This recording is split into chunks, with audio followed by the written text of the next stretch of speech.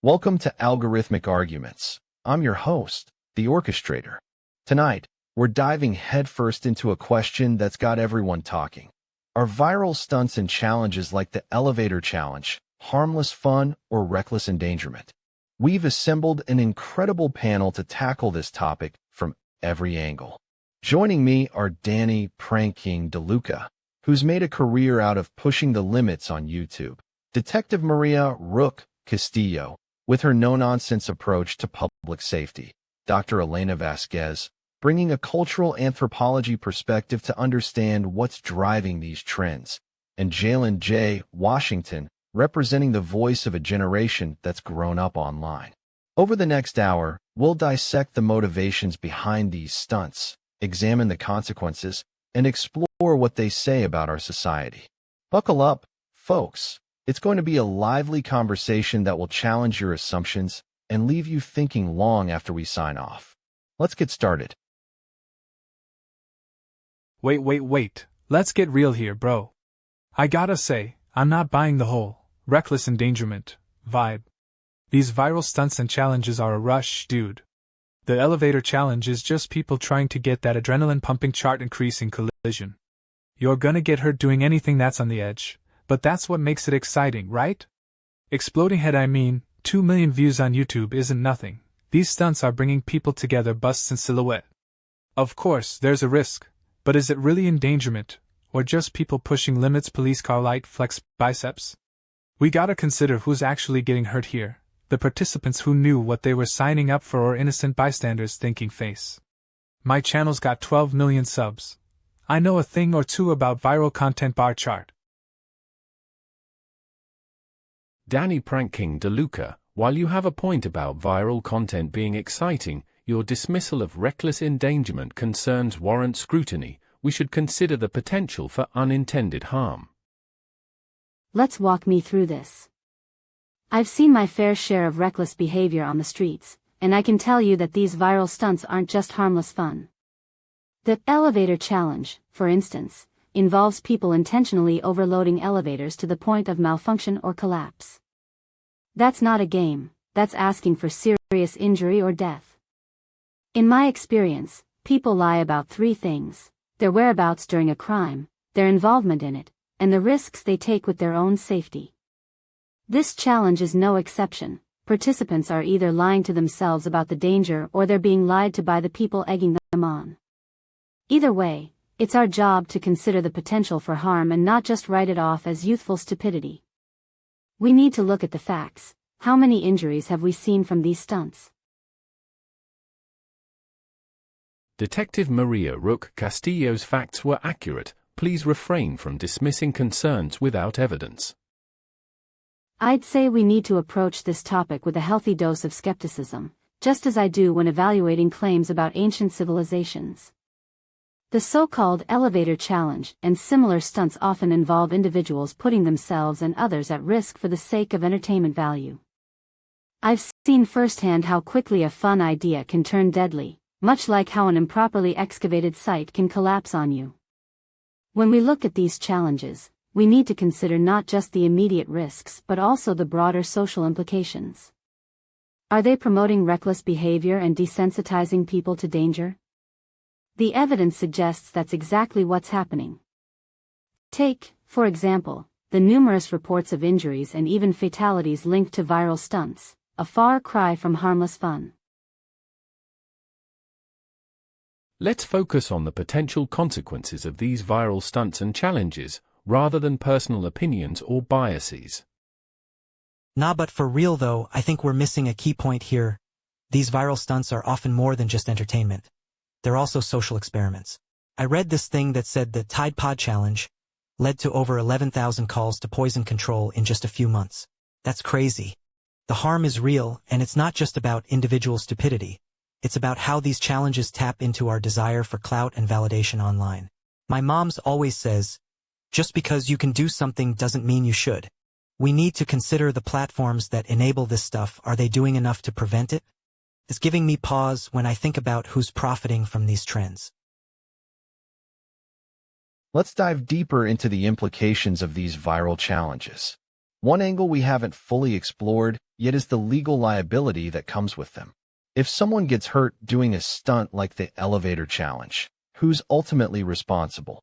The person who created the video, the platform that hosted it, or the individual who attempted it? We've seen cases where influencers and content creators have faced serious consequences for promoting reckless behavior. The question is, does this change the calculus when it comes to what we consider harmless fun versus reckless endangerment? Let's not overlook the fact that these platforms have a vested interest in keeping users engaged, often at any cost.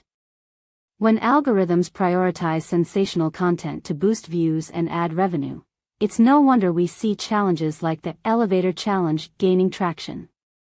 The evidence is clear. Over 11,000 poison control calls from one stunt alone can't be dismissed as mere youthful stupidity.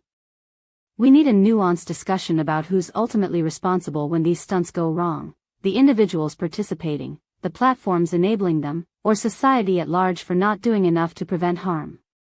As someone who's spent years excavating sites and evaluating evidence, I believe we must consider all factors: entertainment value, individual responsibility, platform accountability, and public safety implications. Dr. Elena Vasquez's previous statement was mostly on topic, but let's ensure we stay focused on the specific question of whether viral stunts are harmless fun or reckless endangerment. I think we're getting somewhere with this discussion on liability. It's giving me some ideas about how to frame my argument. I read this thing that said, in cases where people get hurt doing viral stunts, courts often look at whether the creator or platform incited reckless behavior. For example, if someone gets injured doing a stunt and sues the influencer who promoted it, the court might consider factors like intent, foreseeability of harm, and assumption of risk. I'd argue that when platforms prioritize views over safety, think about how YouTube's algorithm favors sensational content. They share some responsibility for enabling this stuff. That's crazy to think about, but it's a reality we need to acknowledge in our discussion on harmless fun versus reckless endangerment exploding head. Let's explore how social media platforms' algorithms and promotion strategies influence the spread and popularity of these challenges. Wait. Let's get real here, bro. I gotta say, I've been thinking about this whole debate on viral stunts and challenges, and I'm gonna give it to you straight. As a prankster with 12 million subs, I've seen my fair share of crazy stuff go down. The elevator challenge, the Tide Pod challenge, these things are wild, dude. Faced with tears of joy, but here's the thing, I think we're missing the point. It's not just about harmless fun or reckless endangerment, it's about personal responsibility and social media accountability. Mobile phone. I mean, sure, some people get hurt, but that's not on me or my content creators. That's on the participants themselves, man. Shrugging. And let's be real, bro, if someone's gonna go eat a whole box of Tide Pods, they're probably not thinking about safety protocols. Toilet.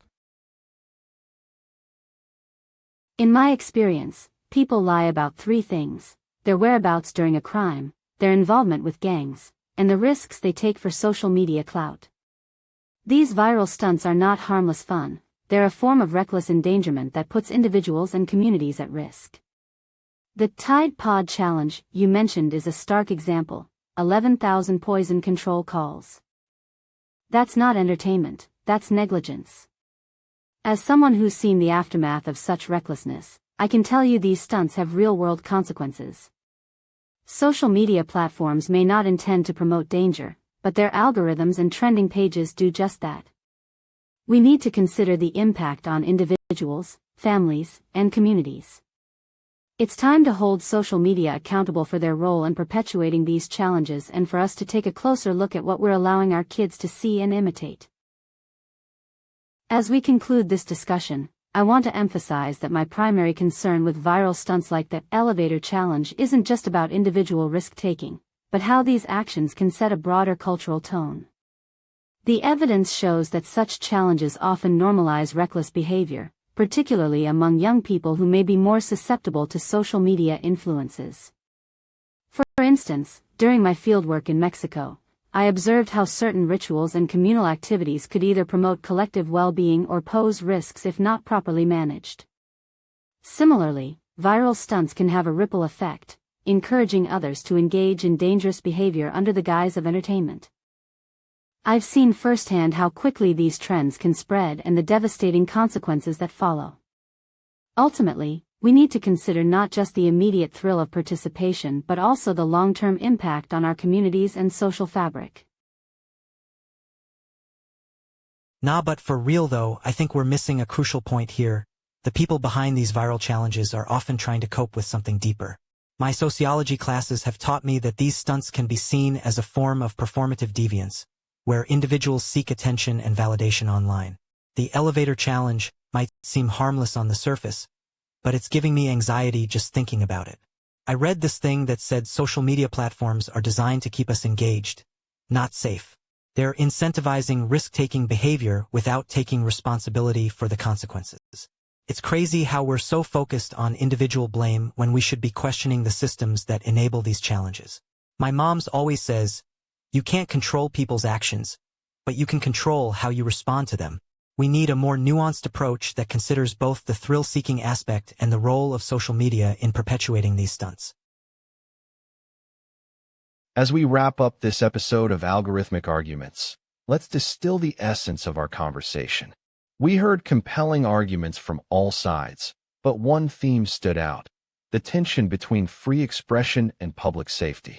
Dr. Elena Vasquez made a strong case that these stunts often recklessly endanger participants and bystanders, citing several alarming incidents where people were seriously injured or even killed. Detective Maria Rook Castillo added valuable insights from a law enforcement perspective, highlighting the strain such challenges put on emergency services. Meanwhile, Jaylen J. Washington argued for personal responsibility, suggesting that adults should be free to make their own choices about participating in viral stunts. In the end, Dr. Vasquez's rigorous analysis and evidence-based arguments earned her the top score with 15 points. Congratulations! I'd like to thank all our panelists, Dr. Vasquez, Detective Castillo, Jaylen Washington, and Danny "Pranking" Deluca, for their thought-provoking contributions. To our audience, I encourage you to keep sharing your thoughts on this topic. We want to hear from you. If you've enjoyed this discussion, please do like the video, subscribe to Algorithmic Arguments, and hit that notification bell so you're always in the loop. Until next time, stay informed, stay engaged. Goodbye.